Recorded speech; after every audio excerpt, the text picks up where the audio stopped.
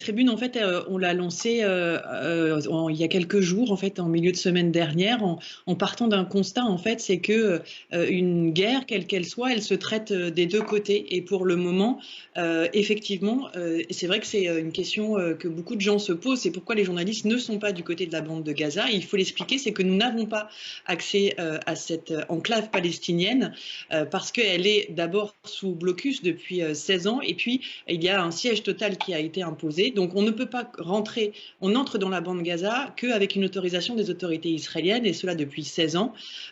Et donc là, les autorités israéliennes ne nous laissent pas entrer dans la bande de Gaza. Et de l'autre côté, l'autre possibilité, ce serait de rentrer par Rafah. Et là, c'est la même chose, on ne peut pas rentrer puisque le passage entre la bande de Gaza et l'Égypte, donc le passage de Rafah, est fermé. Donc cette tribune, elle est née en fait d'initiatives de journalistes indépendants. C'est important, je pense, de le préciser.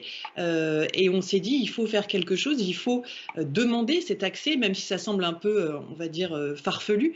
Il faut réclamer sur cet accès pour qu'on puisse toutes les rédactions françaises, mais aussi de la presse internationale, puissent entrer dans la bande de Gaza et raconter ce qui s'y passe de l'autre côté de manière indépendante. Il y a évidemment d'abord ce débat sur le chiffre, on commence à l'entendre depuis plusieurs jours. Est-ce qu'il y a vraiment 8000 victimes, puisque c'est le chiffre qui nous est communiqué par les autorités de Gaza? La seule solution de le vérifier, c'est de laisser des journalistes entrer dans la bande de Gaza. Oui. Donc c'est pour ça qu'on demande cet accès également, pour que cette guerre, elle soit traitée de la même façon des deux côtés, comme dans toute guerre, en tout cas comme on essaie de le faire dans toute guerre. Voilà, parce que le risque que ça fait peser sur le traitement de l'information, le fait que aucun reporter indépendant ne puisse entrer dans la bande de Gaza, c'est qu'on n'ait qu'un seul récit. Et de l'autre côté, qu'on soit assigné à un récit officiel d'un groupe qui est celui du Hamas.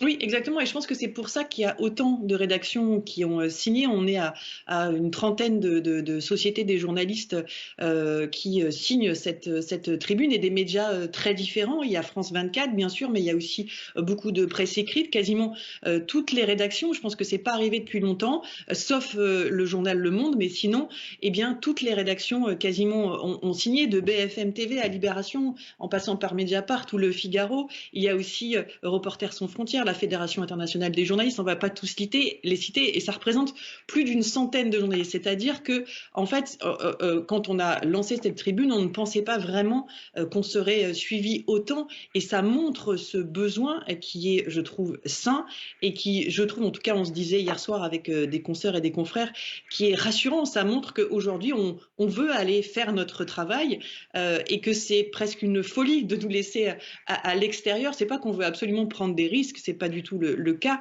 mais vous le disiez, il y a dans chaque guerre des narratifs de chaque côté, et pour éviter qu'il y ait un narratif qui gagne sur l'autre, ou qu'on mette toujours en doute le narratif d'un côté ou de l'autre, eh bien la solution, c'est de laisser entrer des journalistes indépendants ou de rédaction qui vont faire correctement leur travail. En 2014, lors du conflit précédent, l'armée israélienne avait permis aux reporters d'entrer dans la bande de Gaza. Qu'est-ce qui a changé depuis ?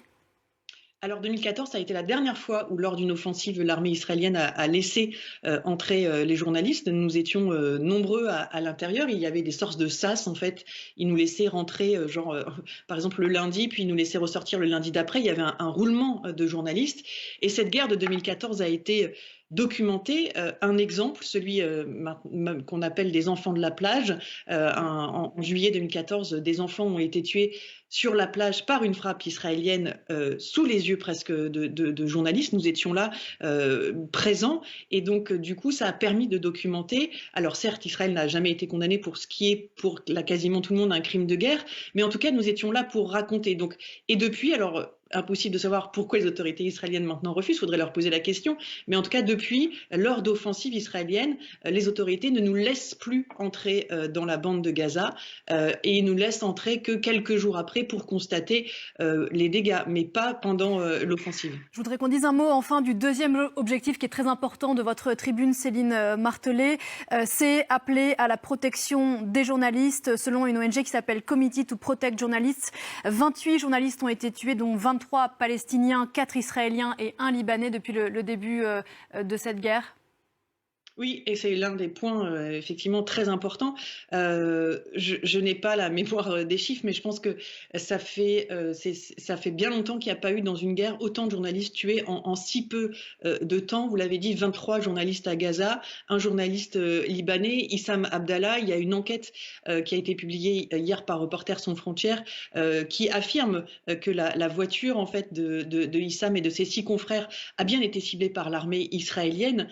Il faut une protection des journalistes parce que sans journalistes, encore une fois, nous serions aveugles sur ce qui se passe dans la bande de Gaza. Sans nos confrères palestiniens, 23 Palestiniens, confrères palestiniens tués en moins de 3 semaines, c'est gigantesque en fait. Donc sans eux, aujourd'hui, nous serions aveugles. Sans eux, vous n'auriez pas pu diffuser les images que vous avez diffusées juste avant.